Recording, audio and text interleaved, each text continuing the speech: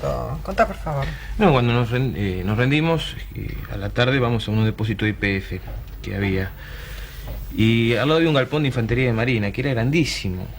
Y teníamos que caminar por encima de la comida. Había raciones de corned beef, de caramelos, de chocolate, de ropa, botas. Nosotros teníamos los bolseguíes que ya no podíamos usar. Y nos preguntábamos, si nos decían que no había comida, que había que racionalizar, y de repente ver ese mar de comida era una contradicción, porque nos parecía absurdo. Y fue tal la ansiedad que abríamos las latas de dulce batata, íbamos a defecar y comíamos un pedacito así, y tirábamos la lata, porque ya era tanta la comida que no sabíamos qué hacer y comíamos constantemente, ¿no? Yo le diría dos cosas. Esteban ahora aclaró algo importante, dijo después de la rendición.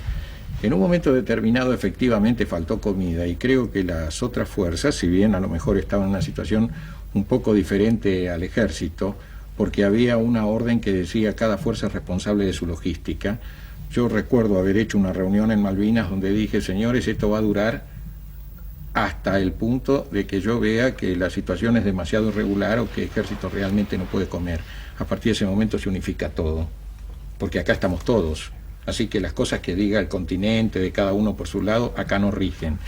Pero él dijo una cosa muy importante, fue después de la rendición. Y le aclaro esto por lo siguiente, porque yo empecé a informar el día 12 de mayo que teníamos problemas con el racionamiento. Tratamos de estirarlo, tratamos de hacer una serie de cosas. En un momento determinado yo informé que me quedaba comida hasta el día 28 de mayo o 29 de mayo. Después logramos con algunos recursos estirar otro poco y llegábamos al 2 de junio. Y desde acá se hablaba de que algo se iba a hacer para mejorarnos la logística. Finalmente, creo que a esta altura se puede hablar perfectamente, llegó un buque hospital que traía mucha comida, y cuando llegó a Puerto Argentino yo dije, esto se baja, porque si no vamos a tener que levantar la bandera blanca por hambre. Y se bajó eso, y eso fue lo que encontró Esteban y lo que encontraron muchos soldados. Lo hemos hablado con Altieri y con otros en la casa del veterano. Vale decir, ahí teníamos comida después para tirar para arriba, podíamos haber llegado al 20 de junio, o sea, para que usted festejara su cumpleaños, o al 9 de julio, qué sé yo. Es una pregunta, pero era una general, cosa muy diferente. Porque lo veo, siento como que se está justificando, general. No.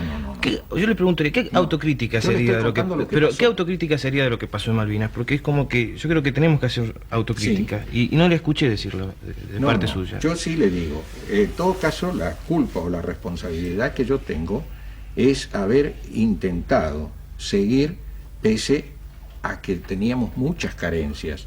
Yo entendía que la misión de un soldado, lo entiendo todavía ahora, es tratar de combatir hasta el límite que yo consideré que había llegado el 14 de junio. Algunos dicen que pudo haber sido antes y otros después. Hasta el límite de nuestras posibilidades, con todas las carencias que conocía y que eventualmente denunciaban, se suplieran o no, porque nosotros estábamos formando una parte de lo que toda nación hace durante la guerra. Por un lado negocia políticamente, por el otro lado combate. Entonces, una vez iniciadas las operaciones, había que tratar de prolongar la resistencia hasta el límite al cual se podía llegar. Yo consideré que habíamos llegado a eso el día 14 de junio, pese a que había víveres. Pero sí, no teníamos artillería, no teníamos munición y no teníamos los apoyos necesarios. Podíamos comer, pero no teníamos con qué hacer bien la guerra. O por lo menos prolongar la resistencia. Entonces, ese fue mi límite. Si eso puede ser considerado un error de conducción, lo acepto. O sea, mientras tanto, racioné la comida. En muchas guerras, en todo el mundo, se han pasado muchas privaciones, ¿no es cierto? Y lo que me doldría a mí sería que alguien me dijera, usted comió mejor que sus soldados, usted se hacía reservar raciones especiales. Yo puedo, en ese sentido, ofrecer prueba de que no fue así y de que me bajé 10 o 12 kilos de peso, quizá por otras razones de las que bajaban de peso ustedes, quizá por responsabilidades, por mal dormir, por lo que sea, ¿no es cierto? Pero acepto en todo caso esa responsabilidad, a conciencia de que ustedes no iban a comer bien, de que no estaban comiendo bien, cuestión que sí está informada. Yo dije, tenemos que seguir todo lo que podamos. General Menéndez, usted es un hombre de guerra. ¿Cree que esta guerra sirvió, valió la pena? Yo creo que independientemente de lo que se ha dicho hasta ahora, yo creo que valió la pena en algunas cosas.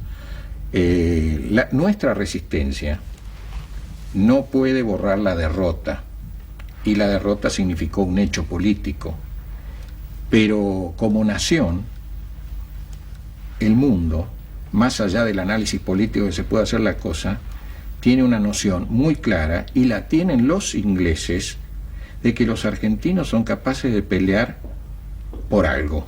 Muy bien, Latinoamérica lo cree. Yo he tenido oportunidad de ir a 2 o 3 partes, y yo creo que por eso nos miran por respeto. Y yo voy a aprovechar para decir una cosa chiquita nada más, que todavía no se presentó la oportunidad y tengo miedo que no llegue.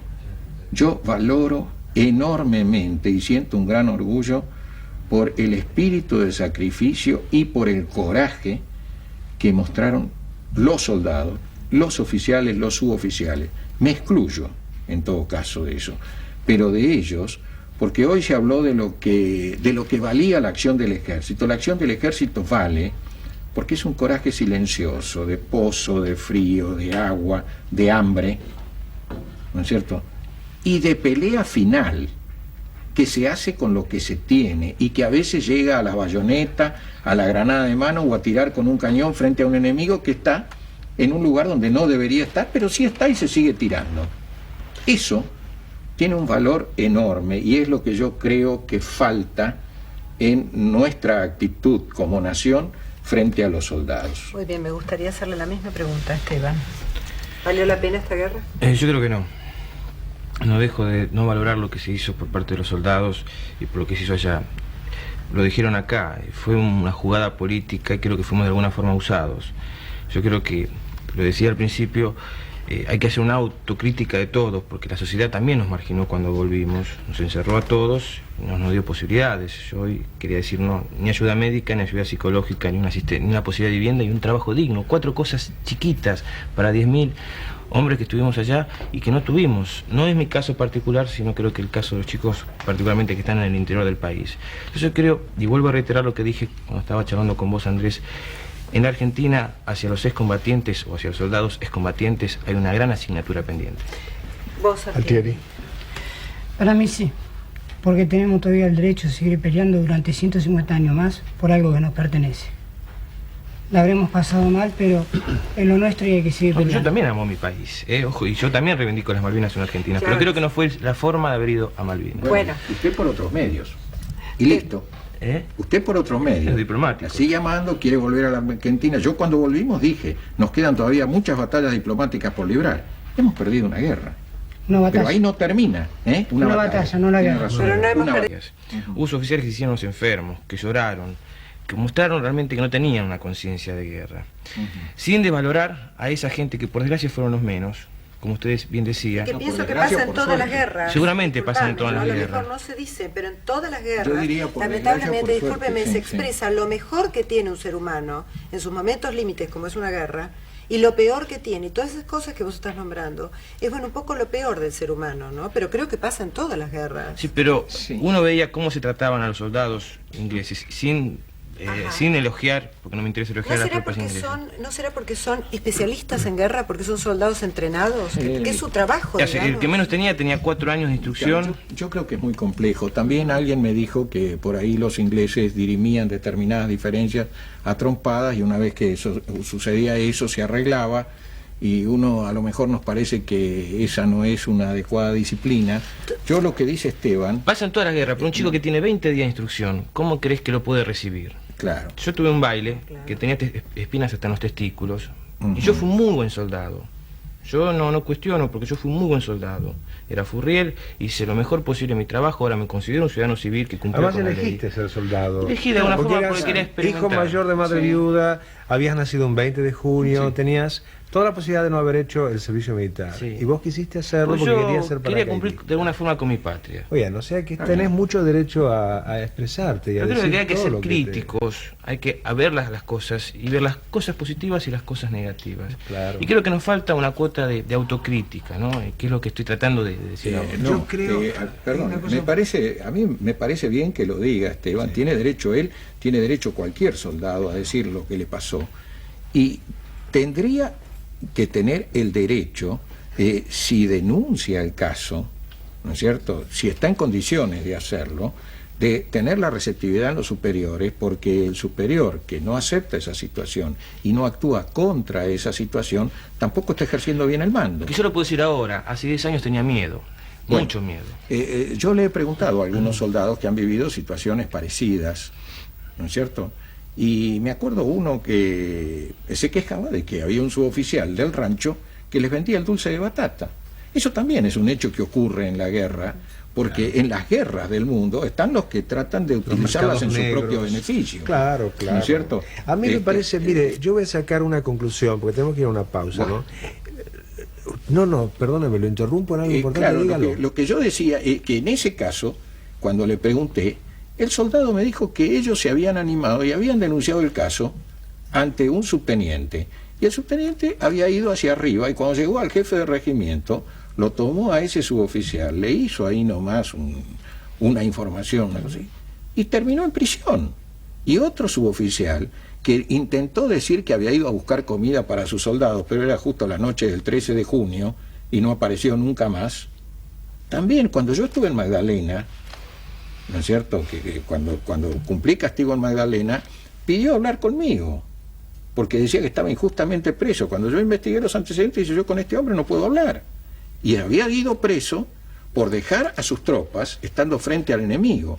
Y se salvó del fusilamiento, a lo Pero hubo mejor por buena capitanes voluntad. que destruyeron su propia arma y no le hicieron nada, y soldaditos por robar, Sí. por comida, fueron estaqueados, porque todos los casos de estaqueados fueron por robar por hambre, ¿no? Esteban, no estamos discutiendo lo que usted dice, sino lo que se ha hecho cuando se ha podido detectar el caso, ¿no es cierto?, porque entiendo que eso podía ocurrir en determinadas situaciones límites o por una falta, una falla en la actitud de algunos suboficiales y algunos soldados. Usted lo dijo recién, gracias a Dios eran los menos, ¿no es cierto? Yo también lo entiendo así. Acá con Altieri hemos tenido oportunidad de hablar de otros casos. Bueno, lo que pasa, discúlpeme, lo que él está diciendo es otra cosa diferente, que hubo hambre, que Sí. tenían hambre. Sí, Bueno, sí, perdónenme, sí, pero sí, yo sí. quisiera decir lo que yo quiero decir. Sí. Lo hubo. ¿Qué es esto? Ustedes están hace 10 años atrás. Está bien, lo comprendemos. Por eso son tan minuciosos, tan detallistas. Para mí han pasado 10 años. Y aquí hay una frase maravillosa que dijo Esteban, y es, hace 10 años tenía miedo, y yo ahora no. Yo no estoy hace 10 años, yo trato de mirar hacia adelante. Pero entendés Creo lo que que me he yo sacado estoy la diciendo, conclusión. Edgardo. No nos dejaban hablar. Llegamos acá, nos encerraron, nos engordaron, nos cambiaron la ropa, me llevaron a Córdoba, volví a los 10 días con hepatitis, no dije nada porque quería tener la baja, y después no nos dejaron nunca hablar. Ahora, ellos creyeron que de esa forma nos iban a tapar, pero nosotros fuimos creciendo, y ahora yo me siento un adulto, con Sí. 30 años, Sí, donde yo sí. trato de decir mi verdad. Yo no voy a contar las cosas que no vi, Claro. pero no me van a dejar de no decir las cosas que viví, que vi y que aún hoy todavía me duelen. Claro. Yo quiero decir algo también. Él dice de que no lo dejaban decir nada. Sí. Yo no es que esté en contra de vos y no defienda a los militares. Pero yo me acuerdo que en el año 83 Sí. un compañero mío habló mal del oficial que murió, el subteniente Baldini, y habló mal en un programa de radio. Me vinieron a buscar para hablar sobre ese tema de ese oficial, cómo se portó. El oficial en la época del servicio militar, como los todos militares, nos castigaban como tenían que castigarnos en orden cerrado, pero después ya demostró que era un señor oficial. Demostró que tenía bien puestas las botas, como se dice, Sí. y luchó por los nuestros, y por eso quedó en Malvinas. Te quiero decir de que no es que te tenían encerrado y no podía decir, decía el que quería, porque el pibe que fue a la radio fue y lo dijo, lo expresó. Habrá tenido un poco más de valentía que otros soldados conscritos que no querían decir nada. Como muchos dicen ahora de que estuvieron trabajando para sacar leyes para el beneficio de los veteranos del año 83. Y son mentiras, son pibes que recién están apareciendo y están consiguiendo lugares por, ¿cómo te puedo decir? Por lugares políticos, arreglos Claro. políticos. Es lo que decía un poco Esteban.